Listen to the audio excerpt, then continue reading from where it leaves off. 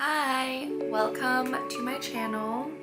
I wanted to film a 2025 empties video because I just think they're so entertaining to watch, and I wanted to share whether or not I would repurchase, have repurchased, or I'm trying a different product as an alternative, but truly just wanted to share my thoughts. And I'm not a skincare expert, so this is just my opinion. I'll get started. I'll go in the order of my skincare routine. The first one is this Orencia Fresh Green Rice Mochi Cleanser. They have a couple other scents, but I really like the green tea one because supposedly it's good for calming acne. This is my probably 2025 MVP product because I think it helped smooth out my skin so much, and I feel like it's really helped calm down my breakouts. So I would recommend, I would repurchase. This is my fourth tub. Please do not ever discontinue this. I finished this Round Lab 1025 toner. I bought it after I finished the Haru Haru unscented sensitive skin toner, and I really liked that one as well, but I just wanted to try something different. I would repurchase this. I think I like this one slightly better than the Haru Haru one, but no complaints about either. And since I do have acne prone skin and I'm still dealing with some inflammation and redness, I'm always looking for something that's more calming. I found this Noni ampule from Cellamax, and it has panthenol in it, which is supposed to be super soothing. I finished this product and wanted to repurchase it, but while I was in Korea, a skincare clinic actually recommended me this Madecassoside serum from Mediheal, and I picked it up at the Olive Young since I wanted to try something different. I do really like it, but I also have 20 plus face masks from Mediheal with this exact ingredient, so I should have thought about that first. I feel like me using those packs 2 to 3 times a week is pretty effective, so I don't need another serum with this ingredient. Next, I have this Beta Glucan Power Moisture Serum from Iunic. I bought this serum because I thought I was breaking out from Torridon's Dive-In Hyaluronic Acid Serum.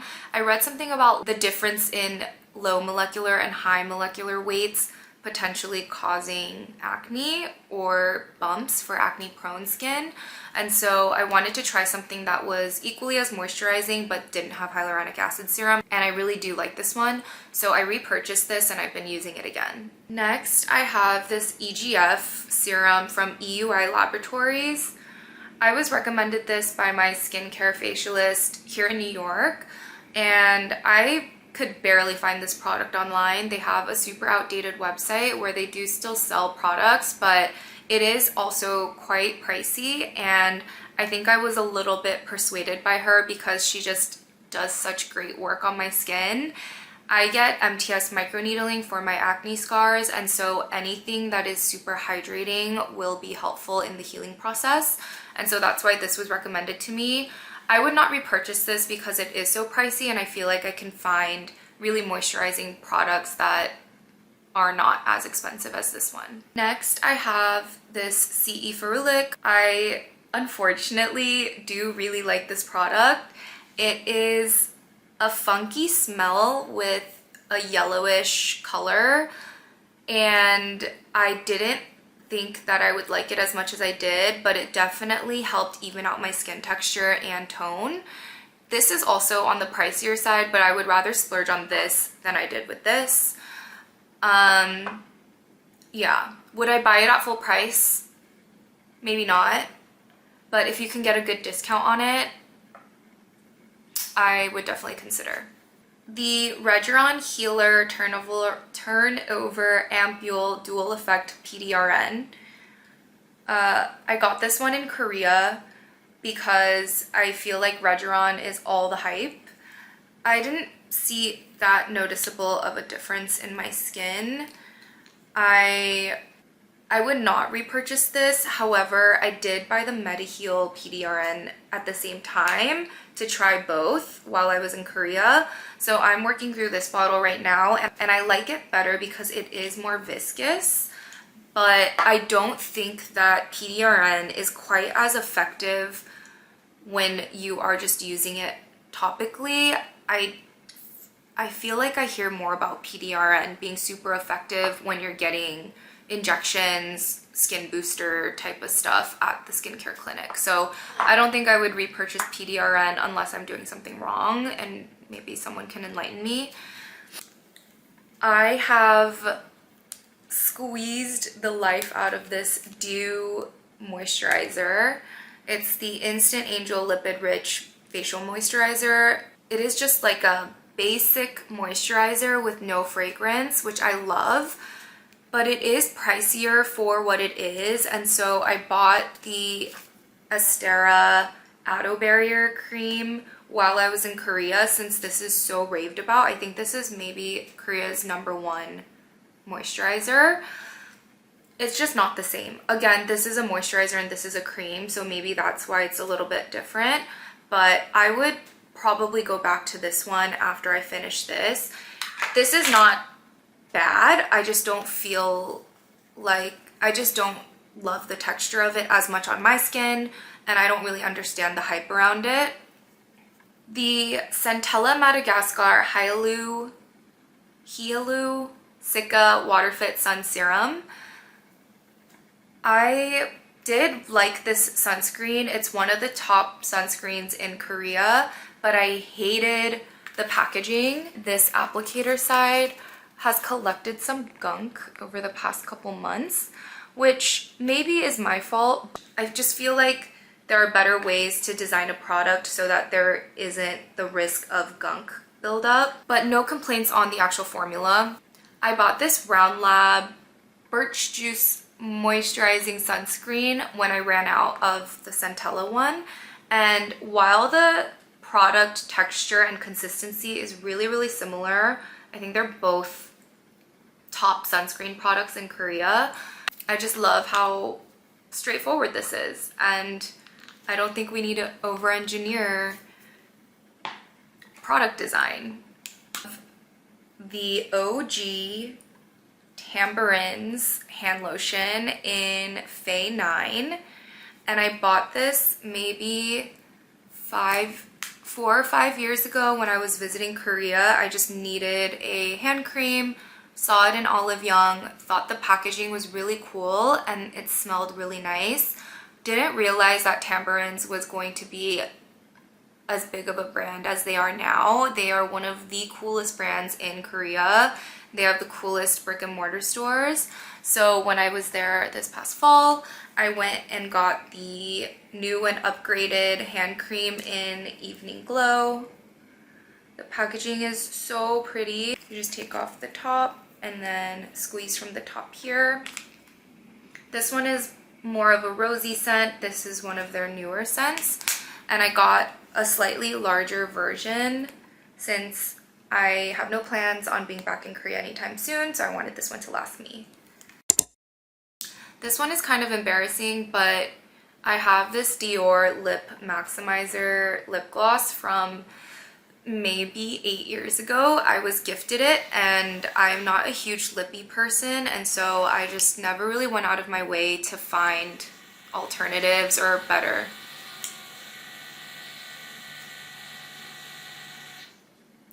I'm not a huge lippy person, but I did really like this, and I like that it has a little bit of the tingle. My boyfriend hates it, but when I ran out of this, I wanted to try a new one, so I got the Viral Edam Le Choo Choo Lip Softening Balm in Guava Fresca. I do really like how cooling the applicator is. I don't care that much for the scent, but I do like it. I miss the tingly, so once I am done with this, I might try the Dior Lip Maximizer again just to see if I actually liked it or if I was just naive because it was basically my first lip gloss. I'm sure everyone has either used this product or heard of this product, but this is the Airbrush Flawless Setting Spray from Charlotte Tilbury. When I saw that I was running out, I happened to be in Japan and also just watched a bunch of videos on people's Japan hauls. This Make Keep Mist from Kosei. So I grabbed one at the Don Quixote, super affordable, and got really good reviews, so I'm excited to try this one next. I have not yet used it, but hopefully it works on my skin. If it doesn't, the next one I want to try is the One Size setting spray from Patrick Starr. This is a brand called Undo, and the packaging is super gorgeous. They have the most beautiful claw clips. This one is in the size number 5. It's 2.6 inches. And then I also got the claw clip number 4, which is supposed to be, it's 4 inches, but the teeth are smaller. So if you do a side by side. They are pricey, so I waited and waited for Black Friday, and then thankfully they had a sale, so that's when I grabbed them. I've never used a U-pin before, but apparently these are better for your hair and will cause less hair breakage than a claw clip. So I'm gonna go and learn how to use a U-pin in 2026.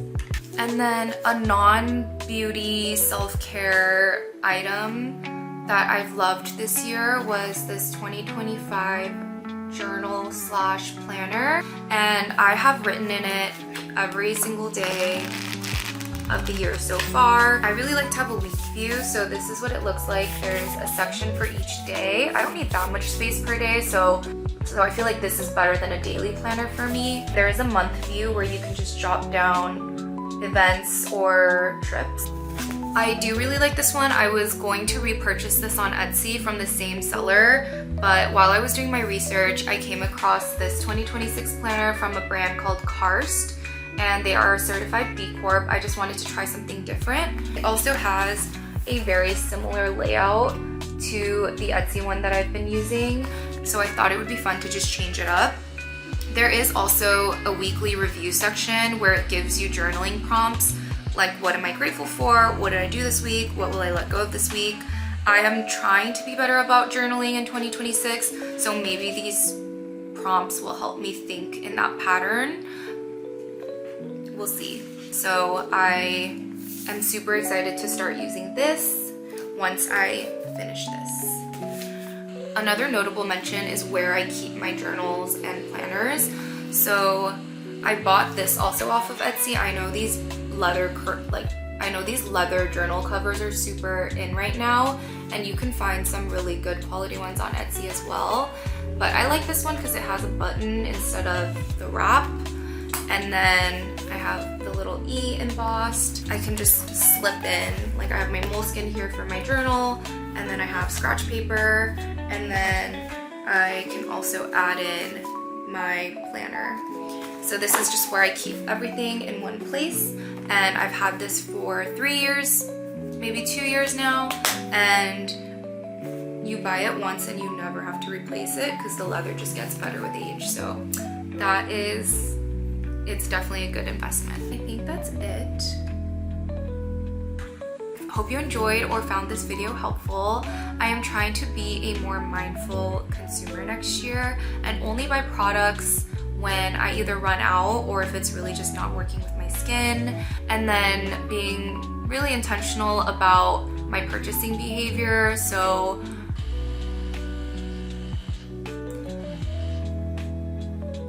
I want to make sure that I'm buying something because I really need it, or it's something that I've been wanting for a long enough period of time that it's not a trend anymore. But I also love shopping. So I am holding myself accountable for that. I hope you enjoyed, and wishing everybody a very safe, healthy, and happy new year.